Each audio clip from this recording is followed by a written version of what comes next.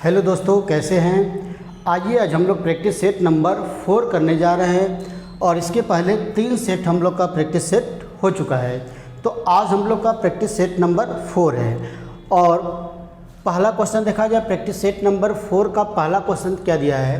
दिया यदि 5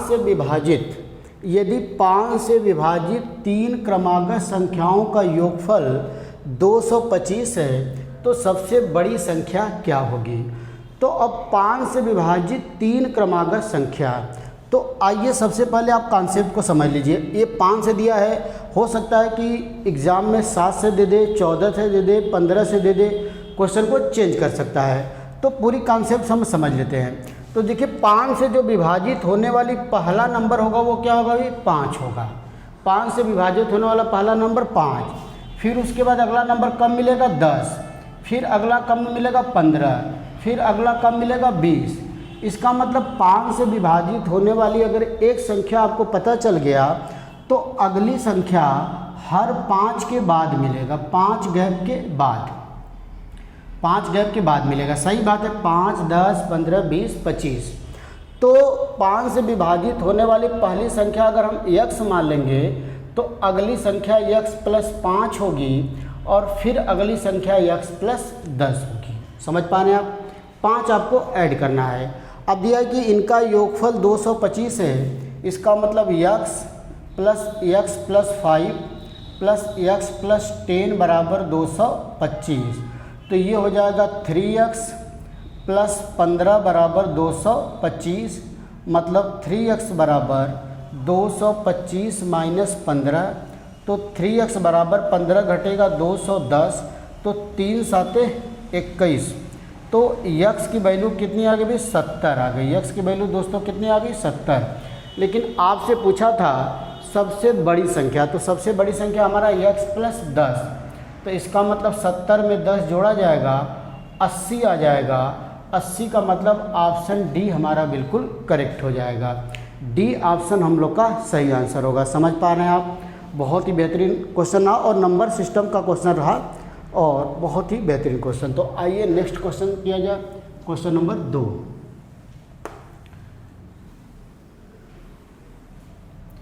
आइए दोस्तों क्वेश्चन नंबर 2 देखा जाए किस टॉपिक से दिया हुआ है। क्वेश्चन नंबर 2, क्वेश्चन नंबर 2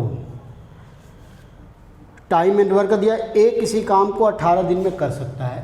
ए किसी काम को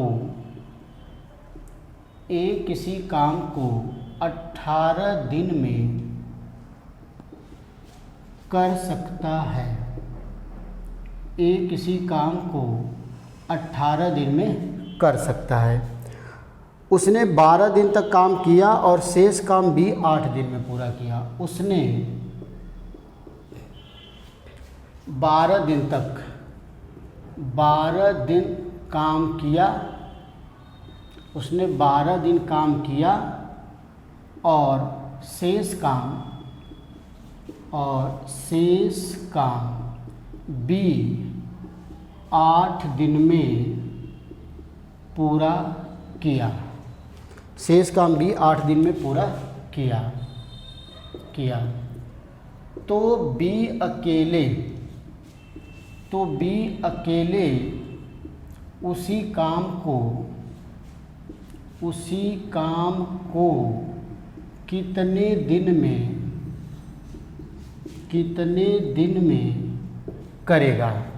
में करेगा। बहुत ही बेहतरीन क्वेश्चन। कितने दिन में करेगा। देखिए ऑप्शन दिया हुआ भाई, ऑप्शन दिया है पहला 16 दिन, दूसरा 24 दिन, तीसरा 28 दिन और चौथा 29 दिन। ये 4 ऑप्शन हम लोग का है। बहुत ही बेहतरीन क्वेश्चन है। तो आइए इसको सॉल्व किया जाए। क्या दिया हुआ है कि ए किसी काम को 18 दिन में कर सकता है। उसने 12 दिन तक काम किया, फिर उसके बाद बी बचे हुए काम को 8 दिन में पूरा करता है। तो आपको बताना है कि बी अकेले अगर उस काम को करता है तो उसे कितने दिन लग जाएगा। तो बहुत ही बेहतरीन क्वेश्चन। आइए देखा जाए। सब मान लीजिए कि ए 18 दिन में करता है, ये तो दिया ही दिया है। मान लीजिए कि बी उसी काम को कितने दिन में करता है, टी दिन में। ए 18 दिन में करता है, ये तो दिया ही है। और बी कितने दिन में करता है दोस्तों, टी दिन में। तो टोटल काम कितना हम लोग मान लेंगे, 18 टी। कुल काम कितना मान लेंगे, 18 टी। तो ए का एक दिन का काम टी आ जाएगा और बी का एक दिन का काम कितना आ जाएगा भाई, 18 आ जाएगा। 18 दिन में 18 टी तो एक दिन में टी, टी दिन में 18 टी तो एक दिन में 18 है। अब काम कैसे हो रहा है, देखिए काम शुरू किए, ए ने किया 12 दिन तक, उसके बाद चला गया, फिर बी 8 दिन किया और पूरा काम हो गया 18 टी। यही क्वेश्चन बोल रहा है, ए ने 12 दिन तक किया, तो ए का एक दिन का काम अगर टी है तो 12 दिन में कितना काम किया होगा, 12 टी। अब बी 8 दिन किया और बी का एक दिन का काम 18 है, तो 8 दिन में किया होगा 18 गुणे 8 बराबर टोटल 18 टी। तो उधर चला जाएगा, तो 18 गुणे 8 बराबर 6 टी, तो 6 3 18 और 8 3 के 24, तो टी का मान कितना आ जाएगा भाई, 24 दिन। और यही जो टी होगा इसी को हम लोग माने थे कि बी कितने दिन में काम करेगा, टी दिन में, और टी का मान आ चुका है 24, तो इसका मतलब आंसर भी हम लोग का क्या होगा, 24 होगा। ऑप्शन बी हमारा बिल्कुल सही होगा। समझ पा रहे हैं, बहुत ही बेहतरीन क्वेश्चन रहा वर्क एंड टाइम का, और बहुत ही आसान क्वेश्चन रहा, बहुत मुश्किल नहीं है। कॉन्सेप्ट अगर आपको क्लियर है तो बहुत ही बिल्कुल आसान क्वेश्चन। तो आइए नेक्स्ट क्वेश्चन किया जाए। नेक्स्ट क्वेश्चन फिर हम लोग का एक डिस्काउंट का क्वेश्चन, बहुत ही अच्छा।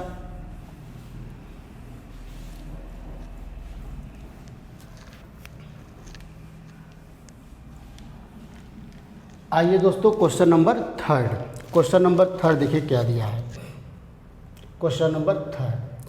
अब देखिए क्वेश्चन को मैं डायरेक्ट लिख रहा हूँ। एक वस्तु का जो मार्केट प्राइस है, अंकित मूल्य है, वो 900 रुपया है। एक वस्तु का अंकित मूल्य 900 रुपया है और इस पर 20% और 10% के दो क्रमागत छूट दिए जाते हैं, तो वस्तु का विक्रय मूल्य मतलब ESP क्या होगा। तो अब क्वेश्चन को समझ पाए होंगे, बहुत ही आसान क्वेश्चन है। एक वस्तु का जो अंकित मूल्य दिया है 900 रुपया दिया है और इस पर 2 क्रमागत छूट। तो पिछले प्रैक्टिस में भी एक इस तरह का क्वेश्चन आ चुका है। क्रमागत छूट का मतलब क्या होता है भाई, छूट के ऊपर छूट। तो देखिए कैसे मिलेगा, अगर इसका मार्केट प्राइस 900 रुपया है तो एक बार इस पर जब 20% का छूट मिल गया, मतलब इसका 20% कीमत आपको कम देना पड़ेगा, मतलब देना कितना पड़ेगा इसका 80%। तो अब इसकी कीमत हो जाएगी 900 का 80%, मतलब 80/100। अब इस पर आपको 10% का फिर छूट मिलेगा, तो अब इसकी कीमत बचेगी इसका 90%, मतलब 90/100। अब कैंसिल कर दिया जाए, 2 0 से 2 0 यहाँ, 2 0 से 2 0 यहाँ, तो 9 9 81 और 8, तो 8 एकम 8, 8 8 64, तो कितना आ गया 648 रुपया। तो इसका जो विक्रय मूल्य होगा वो कितना होगा दोस्तों, 648, और यही इसका आंसर बिल्कुल करेक्ट होगा। सही आंसर होगा 648। आइए नेक्स्ट क्वेश्चन किया जाए, question number 4।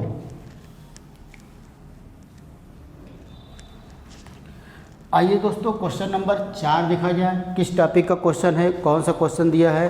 Question number 4, question number 4 आपका। आइए क्वेश्चन नंबर 4 दिया है कि एक व्यक्ति अपनी 75% राशि पहली बाजी में, शेष का 75% दूसरी बाजी में। एक व्यक्ति अपनी 75% राशि पहली बाजी में, मतलब जुए में, बाजी का मतलब क्या होता है, एक तरह से जुआ, पहली बाजी में फिर दिया है, फिर शेष का 75% दूसरी बाजी में, शेष का 75% दूसरी बाजी में, फिर शेष का 75% तीसरी बाजी में, फिर शेष का 75% तीसरी बाजी में हार गया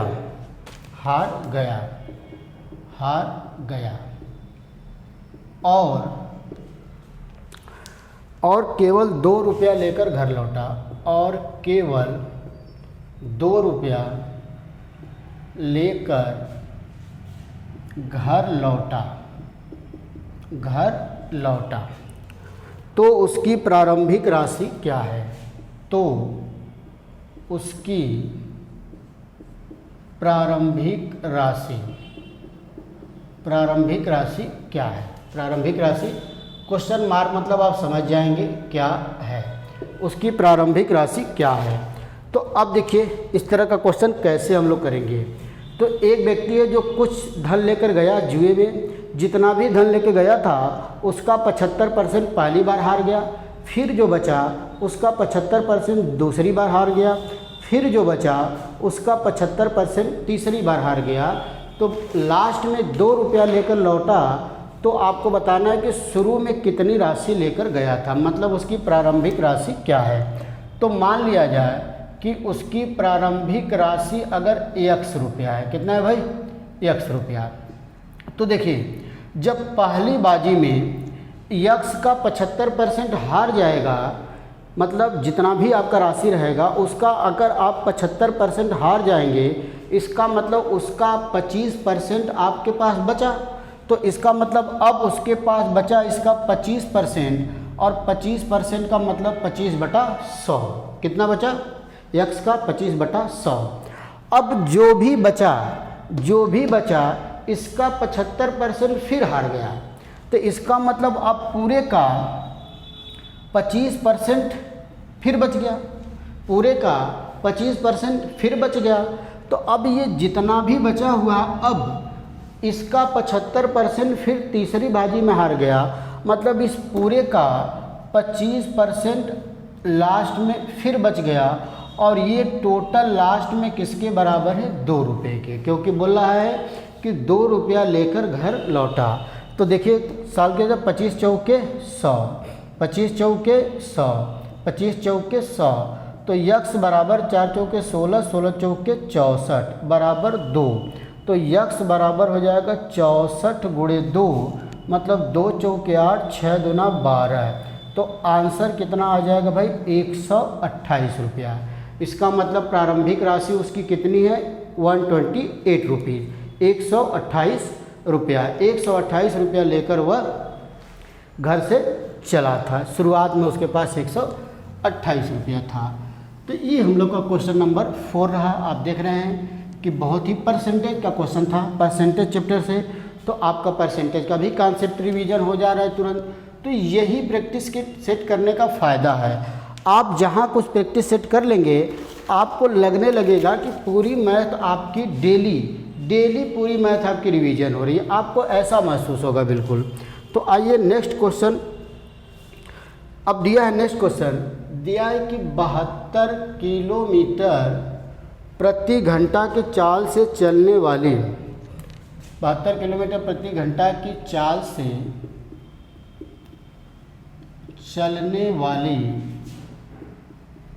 चलने वाली और 160 मीटर लंबी एक ट्रेन और 160 मीटर लंबी एक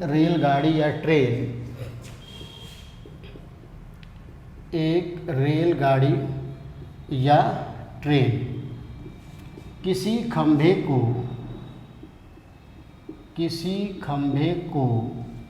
कितने समय में पार करेगी? कितने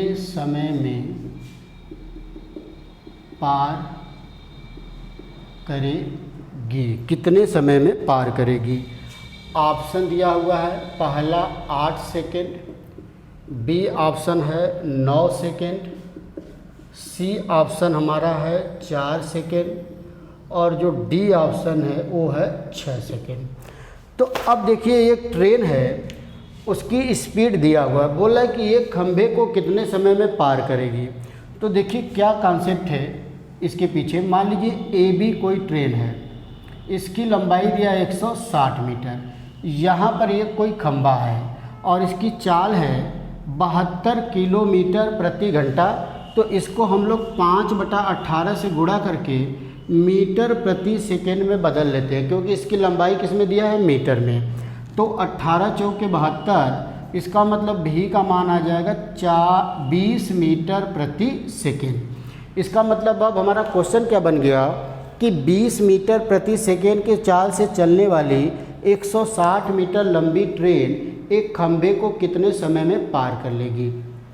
तो आपसे पूछा है समय, और आप जानते हैं कि समय बराबर होता है दूरी बटा चाल। तो एक बात आप याद कर लिए, जब कोई ट्रेन किसी खंभे को या किसी खड़े व्यक्ति को किसी बहुत छोटे जानवर जैसे कुत्ता, बिल्ली आदि को पार करेगी तो वो अपनी लंबाई के बराबर दूरी तय करेगी, अपनी लंबाई के बराबर दूरी तय करेगी। जब कोई ट्रेन किसी खंभे को, किसी आदमी को या किसी बहुत छोटी चीज़ को पार करेगी तो वो अपनी लंबाई के बराबर दूरी तय करेगी। तो यहाँ पर इसकी लंबाई 160 है तो दूरी भी होगा 160 और चाल 20, तो समय बराबर दूरी बटा चाल, 0 से 0 2 8 16, तो आंसर आपका आ गया 8 सेकेंड। 8 सेकेंड का मतलब ऑप्शन ए हमारा करेक्ट होगा, ऑप्शन ए हमारा करेक्ट होगा। समझ पा रहे हैं आप क्वेश्चन को? बहुत ही बेहतरीन क्वेश्चन था, बहुत ही आसान क्वेश्चन। और रेलगाड़ी का, जब रेलगाड़ी वाला चैप्टर मैं आपको बताऊंगा तो इस पर और भी क्वेश्चन हम लोग अच्छे से करेंगे और पूरा कॉन्सेप्ट हम लोग जानेंगे इसके पीछे क्या है। तो आइए नेक्स्ट क्वेश्चन किया जाए। आइए दोस्तों, क्वेश्चन नंबर 6 बहुत ही अच्छा क्वेश्चन, अलजेब्रा का क्वेश्चन दिया है कि यदि x प्लस 1/9x, यदि x प्लस 1/9x बराबर 4, तो आपको बताना है 9x स्क्वायर प्लस 1/9x² का मान क्या होगा। ये हमारा क्वेश्चन है। तो आइए सॉल्व किया जाए। देखिए यहाँ पर 9x² और 9x² है, इसका मतलब आपको समझ में आना चाहिए कि अगर 3x प्लस 1/3x दिया रहता तो इसका हम लोग स्क्वायर करते तो यहाँ भी 9x² आता और यहाँ भी 9x² आता। तो ऊपर 3x लाना है तो हम दोनों साइड में 3 से कर देते हैं मल्टीप्लाई, इधर भी 3 से मल्टीप्लाई करेंगे तो हमको इधर भी करना पड़ेगा। तो यहाँ पर हो जाएगा 3x, यहाँ हो जाएगा 3/9x और ये हो जाएगा 12, ये कटेगा 3 3 के 9, तो ये 3x प्लस 1/3x बराबर 12 बन गया। अब हमारा क्वेश्चन आ गया 3x प्लस 1/3x बराबर 12, तो आपको बताना 9x² प्लस 1/9x²। एक कॉन्सेप्ट आप जानते हो कि यदि x प्लस 1/x बराबर अल्फ़ा दिया हो तो x² प्लस 1/x² का मान होता α² - 2। अगर यहाँ पर और यहाँ पर दोनों चीज़ सेम है और स्क्वायर की वैल्यू पूछा है, जैसे यहाँ पर पूछा था 9x² प्लस 1/9x², तो हमको कुछ नहीं करना, 12 का स्क्वायर माइनस 2 करना है, तो 144 - 2, तो आंसर इसका आ जाएगा 142। कितना आ जाएगा दोस्तों? 142, 142, यही बिल्कुल करेक्ट आंसर होगा। ये वाला आपको याद होना चाहिए। अगर आपको ये याद नहीं है तो फिर इसी जगह दोनों तरफ का आप कर दीजिए स्क्वायर, दोनों तरफ का स्क्वायर कर देंगे, आंसर आ जाएगा।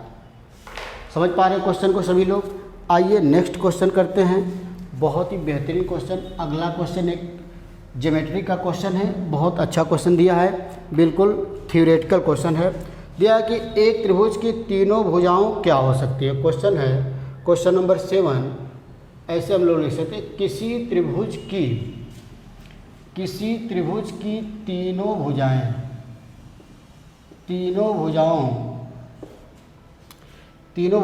क्या हो सकती हैं, क्या हो सकती है।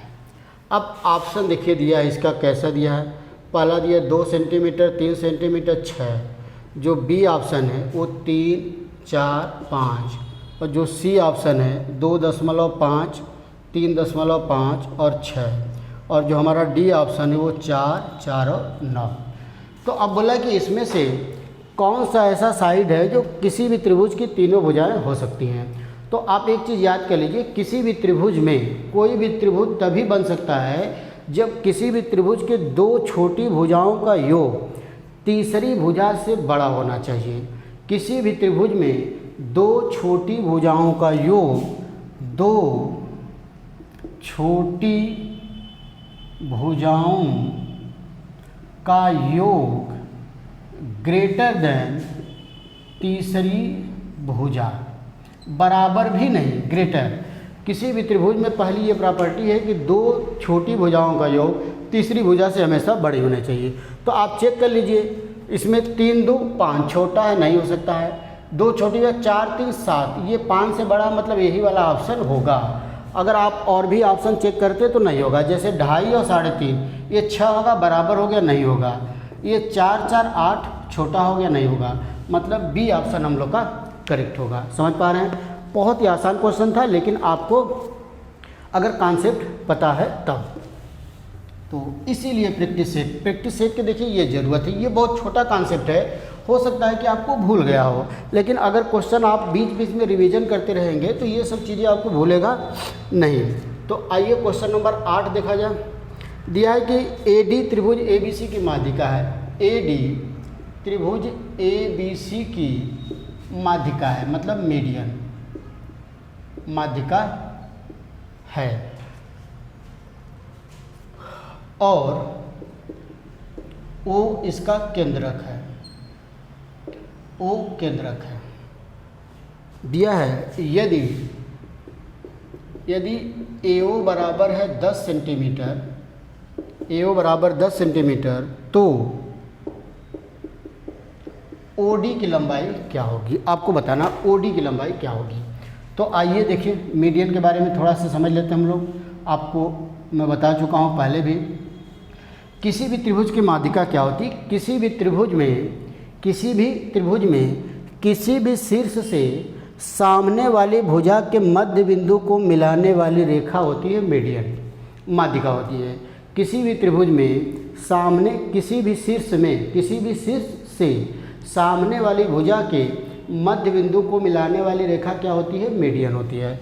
तो जैसे A से मान लीजिए BC का मध्य बिंदु D है, तो A से D को मिला देंगे तो AD हमारा क्या हो गया? एक मीडियन हो गया। सपोज करिए कि C का मध्य बिंदु E है, तो B से E को मिला देंगे तो B हमारा हो गया दूसरा मीडियन। और AB का मध्य बिंदु F है, तो अगर C से F मिला दें तो ये CF हमारा तीसरा मीडियन। और ये तीनों मीडियन जहाँ पर काटते हैं, इसी को बोलते हैं त्रिभुज का केंद्रक, या इसको बोलते हैं सेंट्रायड। केंद्रक या सेंट्रायड, समझ पा रहे हैं? मीडियन, तीनों माध्यिका एक दूसरे को एक बिंदु पर काटना ही है, इसी को बोलते हैं मीडियन। अब दिया आपके क्वेश्चन में AO की लंबाई 10, तो OD की लंबाई क्या होगी? तो आपको मैं बता चुका हूँ कि किसी भी त्रिभुज की जो माध्यिका होती है वो एक दूसरे को 2 और 1 के अनुपात में विभाजित करती है। ये मीडियन की प्रॉपर्टी होती है कि किसी भी त्रिभुज की जो माध्यिका जहाँ पर काटी हैं, इनका रेशियो, इनका रेशियो क्या होगा? 2 और 1 का अनुपात होगा। किसी भी त्रिभुज की माध्यिका एक दूसरे को 2 और 1 के अनुपात में विभाजित करती हैं। तो इसका मतलब AO और OD का रेशियो होगा 2 और 1, और AO की वैल्यू 10 दिया है, मतलब 2 की वैल्यू 10 दिया है, तो 1 की वैल्यू क्या होगा भाई? 5 होगा। इसका मतलब OD का मान कितना होगा? 5 होगा। कितना हो जाएगा? 5 सेंटीमीटर। और यही हमारा क्या हो जाएगा? बिल्कुल करेक्ट आंसर हो जाएगा, सही आंसर हो जाएगा। तो आइए नेक्स्ट क्वेश्चन किया जाए। अगला क्वेश्चन नंबर 9, बहुत ही बेहतरीन ज्योमेट्री का क्वेश्चन था। आप देख रहे हैं कि कितना अच्छा क्वेश्चन हम लोग प्रैक्टिस कर पा रहे हैं। तो क्वेश्चन नंबर 9 देखिए, दिया है यदि त्रिभुज ABC में साइन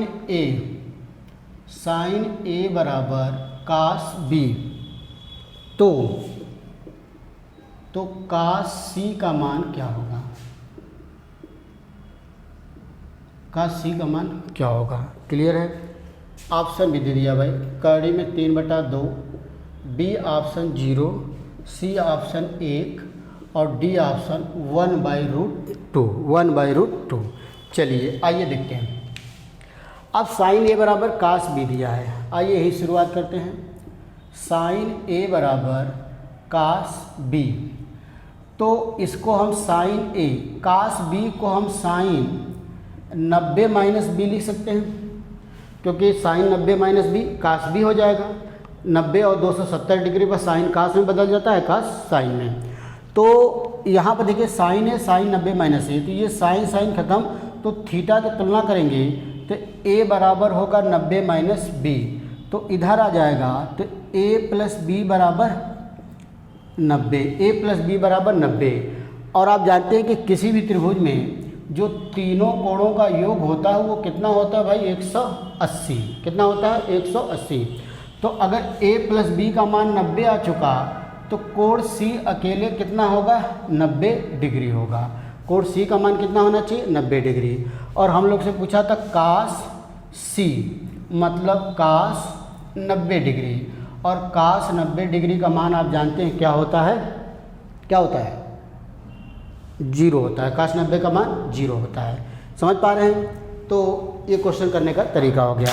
अच्छा, इस क्वेश्चन को हम लोग ऐसे भी कर सकते हैं। देखिए जैसे दिया था साइन ए बराबर कास बी, तो आपको पता है कि साइन 45 का मान और कास 45 का मान बराबर होता है।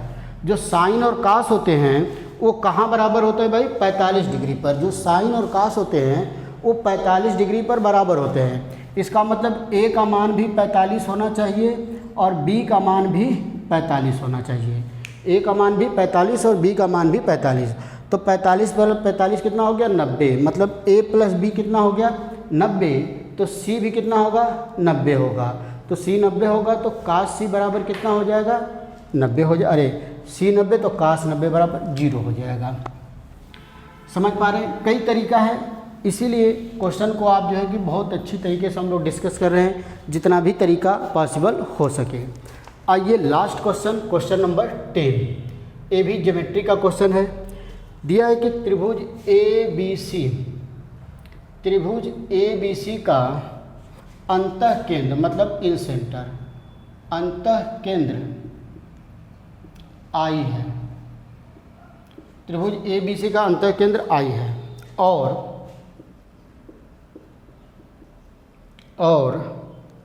कोण ए बी सी बराबर 90 डिग्री है।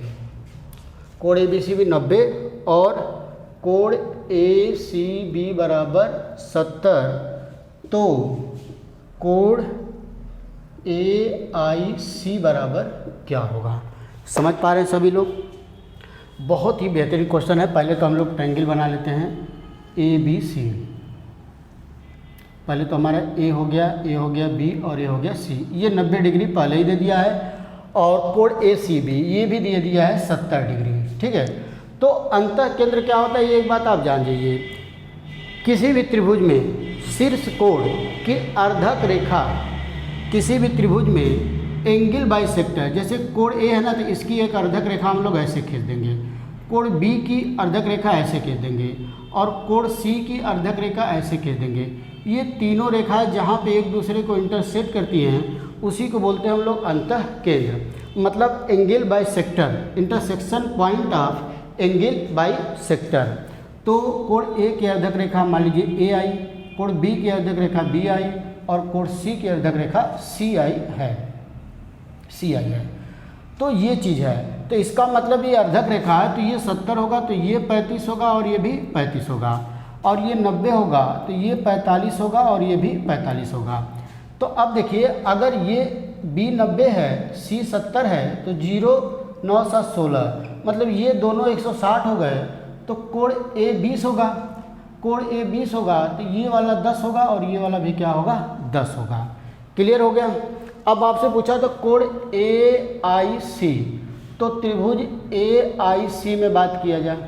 त्रिभुज ए आई सी में एक कोण 35 एक कोण 10, तो ये दोनों मिला के कितने हो गए 45।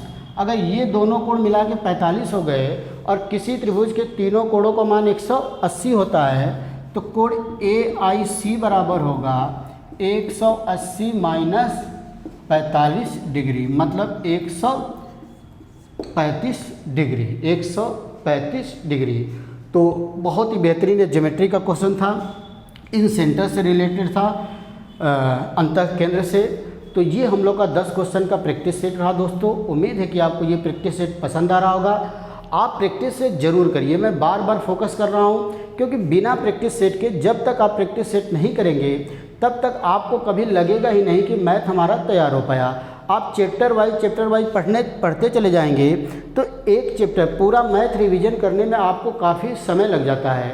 तो इस तरह एक चैप्टर के बीच में बहुत काफ़ी दिनों का गैप हो जाता है तो आपको फिर लगने लगता है कि वो चैप्टर फिर से आपको पढ़ना पड़ेगा। तो उसी चीज़ से बचने के लिए हम लोग का तरीका क्या है, प्रैक्टिस सेट। तो फिर अगले प्रैक्टिस सेट में मिला जाएगा एक नए क्वेश्चन के साथ, नए प्रैक्टिस सेट के साथ। तब तक के लिए नमस्कार, धन्यवाद।